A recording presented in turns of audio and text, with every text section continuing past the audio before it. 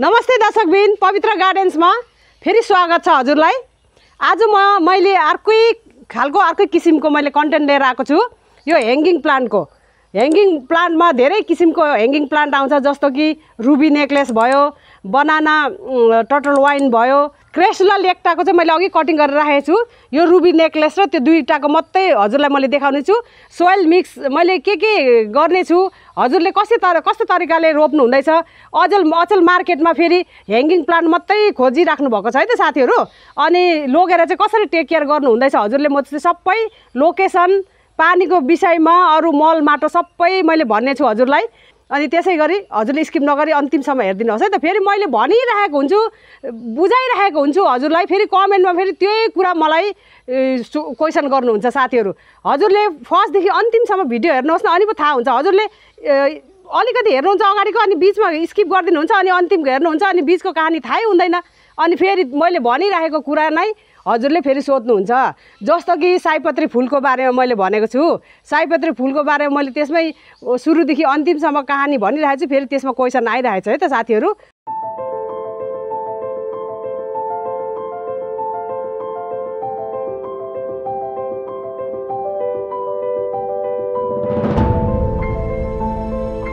हेर्नुहोस् साथीहरू, मसित ह्याङ्गिङमा धेरै किसिमको छ, तर ह्याङ्गिङको मैले अब सबै टोटल भनौँ भन्दाखेरि चाहिँ हजुरहरूलाई बोरिङ हुन्छ भनेर चाहिँ मैले आज दुईवटा ह्याङ्गिङको बारेमा मात्रै भन्ने छु।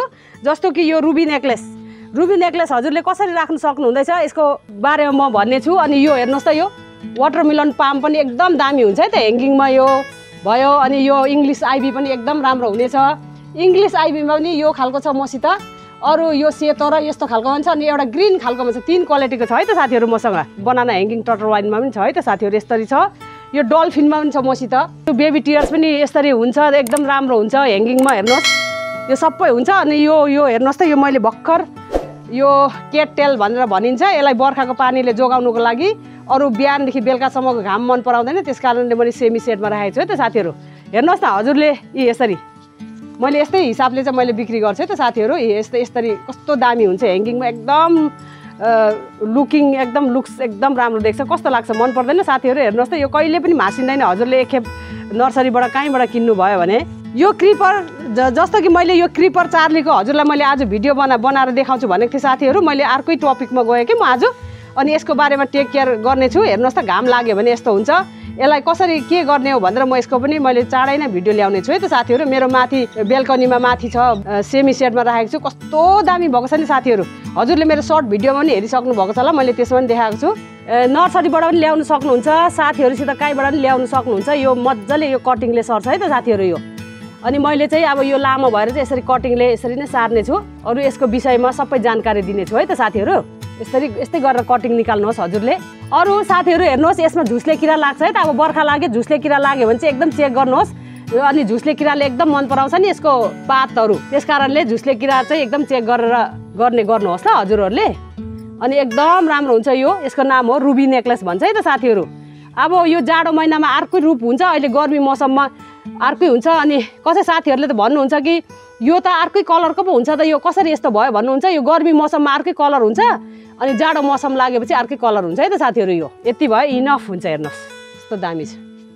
हेर्नुहोस् साथीहरू, अब म यसको बारेमा जानकारी दिनेछु सोइल मिक्स देखाउनुभन्दा अगाडि। यो क्रेसुला लेक्टा भनेर भनिन्छ। हेर्नुहोस् यो एकदम राम्रो हुन्छ, भेरिकेटेडमा ह्याङ्गिङमा हुन्छ। मेरो आज धरनमा मेरो साथीले लानुभयो, अनि त्यस कारणले मैले चाहिँ यो मेरो माथि टेरेस गार्डनमा थियो, त्यहाँबाट लिएर मैले फेरि अर्कै पोटमा रिपोर्टिङ गर्नु चाहेँ। रिपोर्टिङ मतलब यसको कटिङ रोप्नु चाहन्छु, त्यस कारणले हजुरलाई पनि मैले जानकारी दिन चाहेँ त साथीहरू। यो हेर्नुहोस् क्रेसुला लेक्टा भनेर भनिन्छ, अनि यो रुबी नेकलेस भनेर भनिन्छ है त। यो रुबी नेकलेस यो कटिङले पनि सर्छ, अरू यस्तो यो पातले पनि सर्छ है त। हजुरले यस्तो गाड्दियो भने पनि सर्छ। अरू यो मैले जुन यो देखाउँदैछु प्लान्टहरूलाई पानी चाहिँ एकदम कम्ती हाल्नुपर्छ। जस्तो कि हेर्नुहोस्, यो पानी कम्ती हाल्नु भनेको मतलब के हो भने यस्तो गरी यसरी पानी भरेर बसेको हुन्छ। यसरी हेर्नु, देख्नुभयो त, यी पानी भरेर बसेको हुन्छ, त्यस कारणले पानी चाहिँ कम्ती लाउनुपर्छ है त साथीहरू। देख्नुभयो नि। अनि अहिले बर्खा मौसममा एकदम यो माथि आकाशबाट आएको पानी लाग्नु हुँदैन। हजुरले भरिसके यस्तो छरीको मुनि ह्याङ्गिङ बास्केटमा हजुरले लाएर राख्नुहोस्। त्यो अलिअलि छड्के पानी आएकोले त्यो यस्तो भुसभुस भएर आएकोले त केही पनि हुँदैन, तर दरङ रङ पानी भएकोले भेट्नु हुँदैन। हजुरलाई मैले पानीको बारेमा भनिसकेँ, लोकेसन पनि भनिसकेँ। अनि जाडो मौसममा चाहिँ फेरि घाममा राख्दाखेरि एकदम घाम मन पराउँछ अनि यसको कलर चेन्ज हुन्छ। फुल्छ कि फुल्दैन भनेर क्वेसन आउँछ है त। एकदम मजाले यो येल्लो कलरको फुल्छ, कस्तो दामी हुन्छ, जाडो मौसममा फुल्छ। अनि यो क्रेसुला लेक्टाले पनि सेतो कलरको फुल्छ है त साथीहरू। अब लागौँ सोइल मिक्सको बारेमा। अहिले मैले यो देखाउँदै गरेको प्लान्टहरूले हजुरले भरिसके के अरे ह्याङ्गिङमा राख्ने कोसिस गर्नुहोस् है त साथीहरू। मैले ह्याङ्गिङ पोट लिएको छु। अनि वेल ड्रेन हुनु एकदम जरुरी छ। वेल ड्रेन यस्तो होल छैन भने हाम्रो 100% मर्छ। अनि मैले यो यस्तो खाले लिएको छु। रुबीलाई चाहिँ मैले रुबी नेक्लेसलाई चाहिँ यसमा रोप्ने छु। अर्को लेक्टालाई चाहिँ क्रेसुला लेक्टालाई चाहिँ मैले यसमा रोप्ने छु है त साथीहरू। मैले यो गमलाको बारेमा पनि भनिसकेँ मैले। अनि अब यो माटो हेर्नुहोस्, यहाँ यो माटो र बलुवा बराबर छ। अनि भरिसके हजुरले यसरी चिप्सहरू गिट्टीहरू मसिनो यस्तो चिप्सहरू ढुङ्गाहरू नि त हरू राख्नु सक्नुहुन्छ। कोइला पनि राख्नु सक्नुहुन्छ। इँटाको चुराहरू पनि कुटेर राख्नु सक्नुहुन्छ है त साथीहरू। तर मैले चाहिँ मसित आज परलाइट छ नि त, मसित परलाइट छ, पत्कर छ, त्यस कारणले मैले यस्तो चिप्स पनि लाइनँ, कोइला पनि लाइनँ है त साथीहरू। यो यतिकै मिसाइदिने छु। अब हामीलाई त ह्याङ्गिङ हुनुको लागि त हलुङ्गा हुनुपर्छ होइन त। हलुङ्गा हुनुको मतलब कोकोपिट लाउँदा हुन्छ भनेर भन्नुहुन्छ। कोकोपिटले चाहिँ म चाहिँ लाउँदिनँ साथीहरू। कोकोपिट त छ मेरो भिजाएर राखेको, मैले 2 किलो कोकोपिट भिजाएर राखेको छु। मलाई चाहिँ कस्तो हुन्छ कि अब मेरो घरमा नानी केटाकेटीहरूले पानी धेर हालिदियो भने होल्ड गरेर बसेको हुन्छ कोकोपिटले, त्यस कारणले म हाल्दिनँ।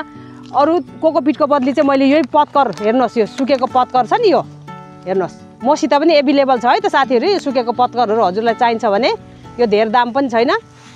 यसरी नै पत्कर लगाइदिने छु। यो पत्कर चाहिँ अब यो पत्कर त अब कम्पोस्ट त भइसकेको छ। अनि अझै कम्पोस्ट हुँदा ओर्दा हाम्रो प्लान्ट एकदम राम्रो सप्रेर आउँछ हेर्नुहोस् त यो। अनि त्यसैको साथमा मैले पत्कर लगाएपछि यो हजुरले गाईको मल लाउनुहोस्, चाहे बर्मी कम्पोस्ट लाउनुहोस् है त। यो गडेउलाको मल लाएँ मैले चाहिँ यसरी नै। अनि यसरी डल्ला डुल्ली छ भने नि यसरी नै मसिनो पारेर यसरी राखिदिनुहोस्। मैले अघि भनिसकेँ किरा लाग्छ। किरा पनि अब बर्खामा एउटा मात्रै किरा लाग्दैन हो साथीहरू। हेर्नुहोस् न विभिन्न किसिमको किरा, हामीले आँखाले नदेखेको किराहरू आइलाग्छ हाम्रो प्लान्टलाई। त्यस कारणले मैले यो निम खली चाहिँ एकदम दिनु जरुरी सोचेर मैले चाहिँ निम खली राखेको छु। हजुर पनि अब फ्लावर लभर पक्कै पनि हुनुहुन्छ छ भने चाहिँ हजुरले यसरी किनेर चाहिँ राख्ने काम गर्नुहोस् है त। अब हामी फुल प्रेमीहरूलाई त चाहिबस्छ। अनि यसरी किनेर चाहिँ हजुरले एडभान्समै राख्ने कोसिस गर्नुहोस्। हामीलाई हर समय काम लागिरहेको हुन्छ क्या साथीहरू। अनि त्यसै गरी अब बाइचान्स पानी धेर भयो भने पनि परलाइटले चाहिँ एब्जर्ब गरोस् भनेर, पानी धेर भयो भने यो परलाइटले एब्जर्ब गर्छ भने सोसाएर राख्छ।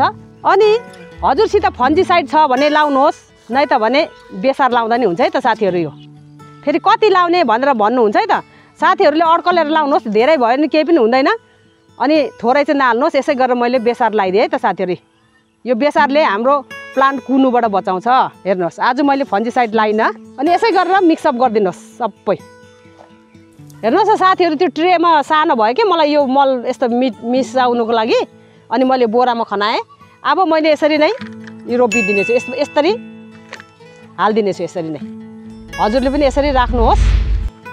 अब यसमा पनि भरिहालौँ ल साथीहरू। पल्टेको पल्ट गर्छ हेर्नु नि यहाँ। अनि यसरी हजुरले यसरी कटिङ पनि गर्नु पर्दैन। जस्तो छ यस्तै पाराले चाहिँ यो जस्तो यसको रनर छ नि, यो लहरा यो चाहिँ माटोभित्र हुनुपर्छ है त। यसरी नै एकदम सजिलो छ साथीहरू। यो दिगदार पनि छैन यसलाई सार्नुको लागि। यसरी नै छ्यापी राखिदिनुहोस् यसरी नै। यसरी सजिलो यसरी हाम्रो सर्छ है त साथीहरू यसरी नै।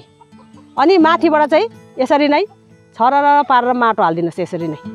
किनभने यसको लहरा हुन्छ नि यो प्लान्टको, अनि यो सबै छोपिनुपर्छ है त। यसरी छोपिनुपर्छ यसरी। अब भयो, यसलाई मैले यतापट्टि राखिदिएँ। अरू यो क्रेसुला लेक्टालाई पनि मैले यस्तै गरेर थपक राखिदिने छु।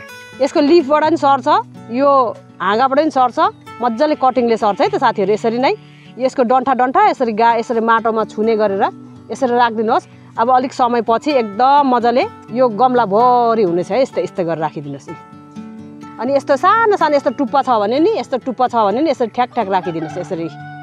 मजाले सर्ने छ। अनि अब माथिबाट यसलाई पनि यसै गरेर राखिदिनुहोस् माटो। अब पानी लाउने तरिका म भन्ने छु हजुरलाई। एकदम सजिलो छ। हजुरलाई सालभरि साथ दिन्छ है त साथीहरू यो प्लान्टले। अरू साथीहरू हजुरले पानी चाहिँ घतत पारेर दिने काम नगर्नुहोस्। यस्तै गरेर स्प्रेले दिनुहोस् है त। यस्तै गरेर, किनभने यस्तो स्प्रेले दियो भने चाहिँ आफ्नो ठाउँमा मजाले बस्छ। यताउति जरासरा केही हलिँदैन, यो प्लान्टै हलिँदैन भनौँ न। यस्तै गरेर मजाले दिनुहोस् यसरी नै। कस्तो लाग्यो त मेरो साथीहरू? भिडियो पक्का पनि भयो होला होइन? नयाँ नयाँ साथी त पक्कै जुड्नु भएको छ। मेरो भिडियो हेरिवरि सब्सक्राइब गरिवरि बेल बटनलाई प्रेस गरिदिनुहोस् है त। अहिले सर्कुलेन्ट यस्तो ह्याङ्गिङ प्लान्टको यस्तो टेक केयर त यस्तो पो रहेछ सोइल मिक्सहरू भनेर सबैलाई थाहा होस्, हजुरले सेयर गरिदिनुहोस् न ल साथीहरू। अनि पो सबैलाई थाहा हुन्छ उहाँहरूको प्लान्टहरू मर्नुबाट बाँच्छ है त। अनि मन पऱ्यो भने मेरो भिडियोमा आएर लाइक दिनुहोस् हजुरले। अनि मनमा के खुल्दिन लाग्छ त्यो अनुसारको कमेन्ट लेखिदिनुहोस्। अनि त्यही त चाहन्छु, सब्सक्राइब लाइक सेयर त्यही त चाहन्छ तपाईँको दिदीले है त। साथीहरू तपाईँहरूले सब्सक्राइब गरिदिनु भएर म आज यहाँसम्म पुगेको छु। सब्सक्राइब गरिदिनु भएकोमा अरू आउने मेरो नयाँ नयाँ साथीहरूलाई एकदम एकमुष्ट नमस्कार धन्यवाद भन्ने छु, एकदम सब्सक्राइब गरिदिनु भएकोमा है त। म अर्को फेरि नयाँ नयाँ कन्टेन्ट भिडियो लिएर आउनेछु। अहिलेको लागि तपाईँको दिदी यही बिदा चाहन्छु। हस्त नमस्कार, बाई बाई। अर्को समयमा भेटौँला।